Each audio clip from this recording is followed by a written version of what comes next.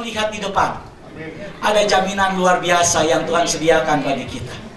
Walaupun hari ini engkau bergumul dengan Tuhan, engkau marah dengan Tuhan, Tuhan, sakitku tidak sembuh, sudah didoakan, pergumulanku tidak berkurang, masalahku masih sama, engkau bergumul, engkau tidak melihat jalan. Tapi saya mau bilang kepada saudara, bahwa firman Tuhan bilang, ada sesuatu yang Tuhan simpan di sorga bagi kamu. Ada sesuatu yang luar biasa yang Tuhan simpan di sorga bagi saya.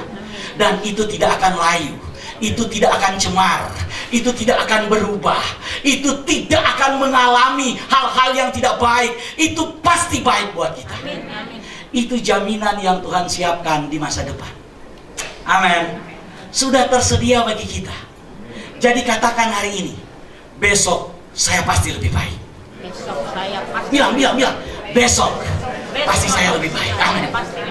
Kenapa? Karena Tuhan menyiapkan buat kita masa depan yang lebih baik. Tapi hari ini saya ingin khotbahkan tentang masa kini. Ada 4 poin dari ayat yang kita baca tadi. Saudara perhatikan, begini saudara. Ada kalanya kita tidak mengerti apa yang akan terjadi di dalam masa depan kita.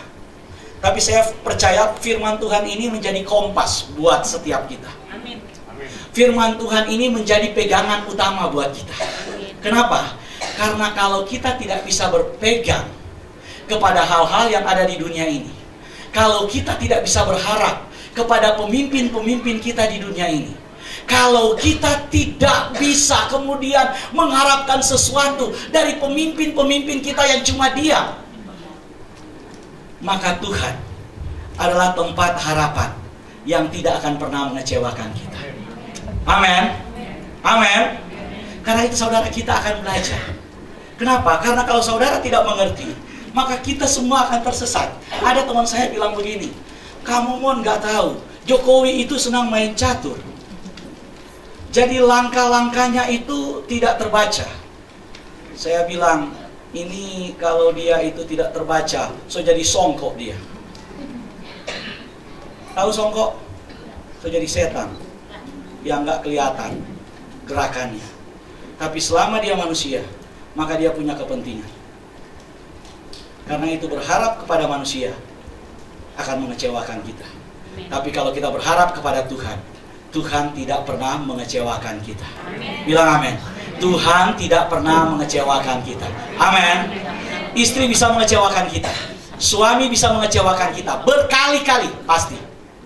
Tapi Tuhan tidak akan pernah mengecewakan kita. Bilang amin. Amin. Karena itu jangan pernah takut dengan Tuhan. Jangan pernah takut berharap dengan Tuhan. Saudara, di Manado ada 2 orang yang selalu jadi cerita, yaitu Alok dan Utuk. Satu ketika saudara, si Alok ini terlihat sudah setengah jam di rumah Utuk. Dan Utuk ini sudah ngintip dari jendela. Aduh, lagi ngapain tuh Alok? Ternyata Alok itu lagi pegang-pegang pagar. Saudara tahu? Jadi kalau di Manado itu pagar di depan rumah itu biasanya pagar dari bambu atau pagar dari kayu. Jadi dia pegangin aja tuh pagar, dia pegangin tuh pagar. Utuk karena sudah penasaran, kok pengen tahu ngapain tuh Alok, Utuk langsung keluar. Alok, ada baking apa dengan apa kita pemuka rumah? Maksudnya, Alok, lu lagi ngapain di depan rumah saya? Alok bilang, sementara ada isi pulsa. Siapa nggak ada isi pulsa di muka pak kita rumah, kau pegang-pegang pagar? Maksudnya, kenapa lu isi pulsa di depan rumah saya sambil pegang-pegang pagar? Dia bilang, tadi saya telepon waktu mau isi pulsa.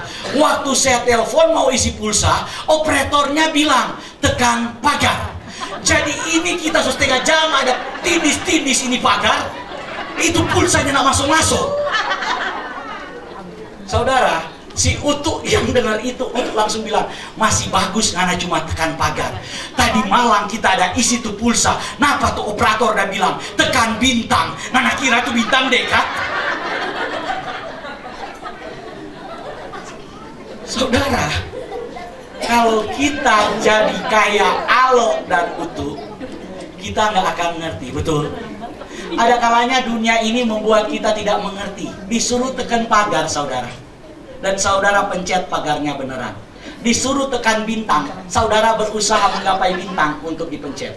Ketika kita melihat gejolak yang terjadi di dunia ini, gejolak yang terjadi dalam masyarakat kita, kita tidak mengerti.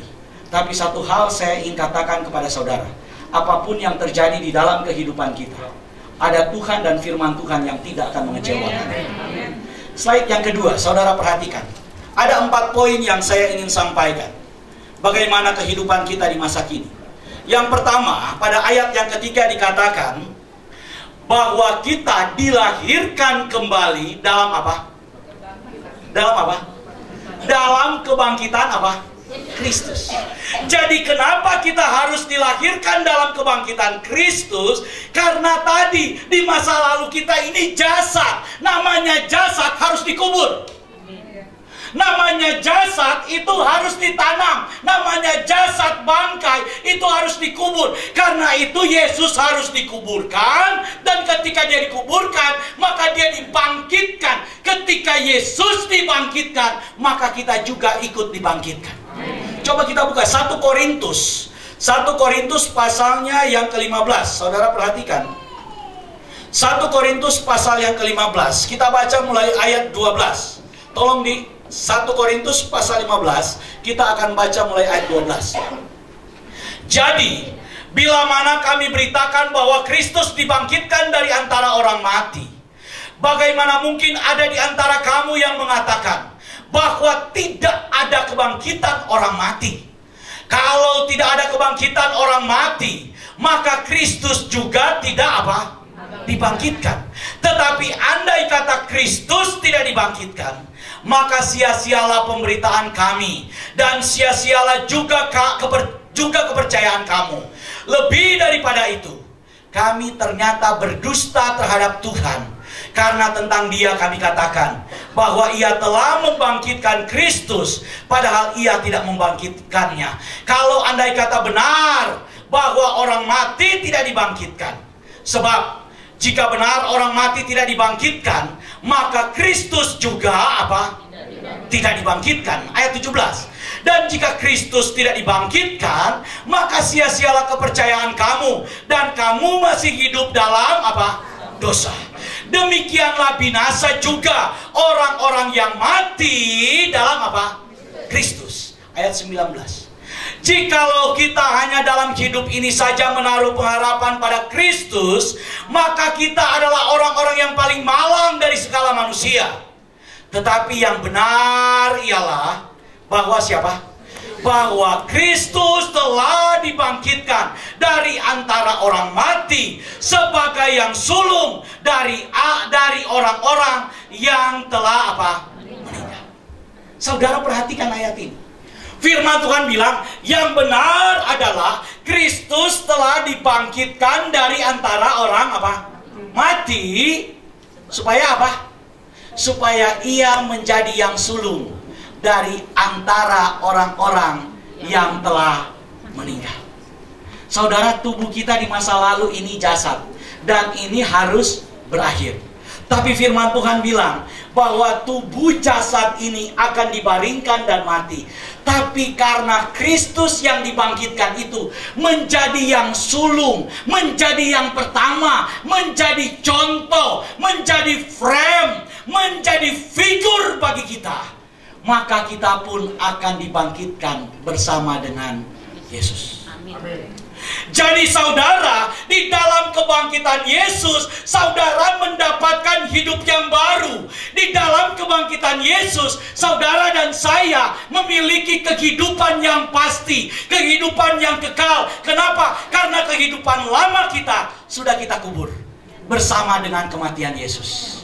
Dan di dalam kebangkitan Yesus itu, maka kita terhisap di dalam kehidupan yang baru, kehidupan di dalam kebangkitan Tuhan. Banyak orang berkata begini, apa sebenarnya makna, efek, dampak Kristus itu harus bangkit? Kristus bangkit bukan ingin mendemonstrasikan kuasanya. Kenapa? Karena ketika dia hidup, dia sudah mendemonstrasikan kuasa yang luar biasa. Lazarus yang sudah mati 4 hari dibangkitkan, Yesus baru 3 hari. Betul? Betul? Lazarus yang sudah mati dibangkitkan oleh Yesus. Saudara perhatikan baik-baik, pemuda Nain dalam Injil Lukas itu sudah mati, lagi digotong, Yesus cuma sentuh, bangkit. Betul. Jadi kalau cuma demonstrasi kuasa sudah Yesus lakukan waktu dia hidup. Yesus harus bangkit, bukan ingin demonstrasi. Yesus bangkit supaya kita memiliki figur. Yesus bangkit supaya kita memiliki contoh. Yesus bangkit supaya saudara dan saya tidak ragu. Kenapa? Karena sudah ada Dia yang menjadi contoh kita, bahwa kita pun akan memiliki tubuh yang sama, yaitu tubuh yang dibangkitkan. Amin. Jadi poin yang pertama yang harus kita sadari, bahwa kita sudah dilahirkan kembali di dalam kebangkitan Yesus. Setiap kelemahan kita hari ini di dalam tubuh jasad ini, saya pernah khotbahkan bahwa di dalam tubuh nekros ini ada kuasa dosa. Dan kuasa dosa itu kemudian melahirkan apa yang disebut dengan tumos. Saya pernah khotbahkan itu. Tumos atau tumor, atau tumor yang ganas, atau tumor yang aktif. Karena itu tubuh nekros ini adalah tempat kediamannya tumos yang ganas. Tumos yang ganas ini harus mati, harus diganti, harus diubahkan. Saya nggak khotbahkan itu, saya pernah khotbahkan itu. Yang saya ingin sampaikan hari ini, bahwa saudara memiliki hidup yang baru. Hidup yang bukan bios, tapi hidup yang soe. Bilang soe. Hidup yang soe itu hidup yang apa? Hidup yang soe adalah hidup yang menerima rahmat Tuhan yang besar. Amin. Coba kita baca ayat yang ketiga dari 1 Petrus. Terpujilah Elohim dan Bapa kita, Tuhan kita Yesus Kristus, yang karena rahmatnya yang besar, apa? Rahmatnya yang apa? Besar. Kasih Tuhan itu bukan cuma besar, tapi besar.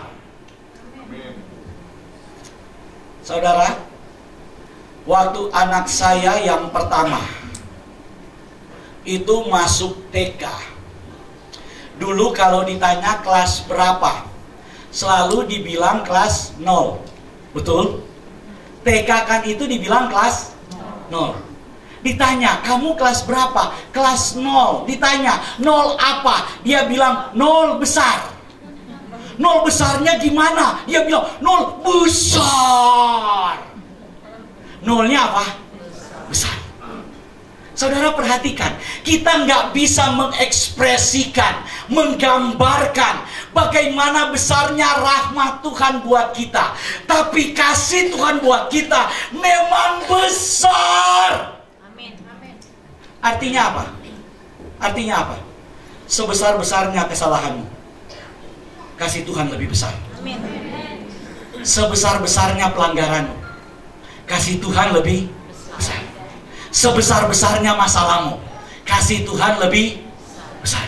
Apapun yang akan engkau bicarakan, apapun yang akan engkau katakan tentang pergumulan hidupmu yang terjadi hari ini, engkau sudah dibangkitkan, diberi hidup yang baru dengan rahmat yang besar. Katakan kepada masalahmu, engkau boleh besar, tapi kasih Tuhanku lebih besar. Amin. Bilang. Masalah engkau boleh besar, tapi kasih Tuhan lebih besar. Bilang. Masalah engkau boleh besar, tapi kasih Tuhanku lebih apa? Besar. Amin. Rahmat Tuhan itu besar. Rahmat Tuhan itu luar biasa. Masalahmu hari ini boleh besar, tapi saya selalu percaya Dia tidak akan melampaui kasih Tuhan yang besar. Dosa yang engkau lakukan hari ini boleh besar menurut manusia, tapi percaya pengampunan Tuhan itu lebih besar. Masa lalumu boleh gelap, segelap apapun itu, tapi percaya ketika engkau dibangkitkan, dilahirkan dalam kebangkitan Kristus, kasih Tuhan itu lebih besar. Katakan amin. Amin. Yang ketiga, saudara perhatikan, tolong slide-nya nih. Yang ketiga, Kita diberi kehidupan yang penuh apa?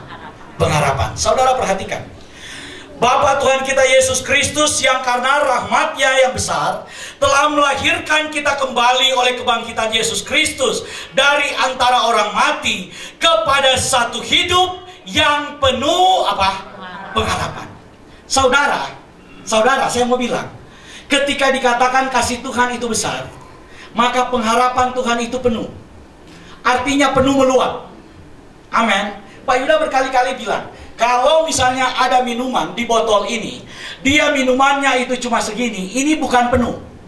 Kapan ini dikatakan penuh? Ketika airnya tumpah. Betul? Amen. Itu penuh kalau sudah tumpah. Jadi kasih Tuhan yang besar itu diikuti dengan pengharapan yang Tuhan berikan kepada kita, yang selalu luber, yang selalu tumpah. Pengharapan yang Tuhan berikan tidak cuma cukup, tapi apa? Luber, tapi melimpah. Saudara, orang Kristen itu jangan pernah kehilangan harapan. Karena itu kenapa Tuhan begitu marah kalau ada orang Kristen yang kemudian bunuh diri. Karena orang yang bunuh diri itu adalah orang yang kehilangan harapan. Padahal harapan nggak pernah hilang. Dia tetap main keyboard di YGM. Dia ada di sini, nggak kemana-mana harapan, saudara. Harapan di dalam Kristus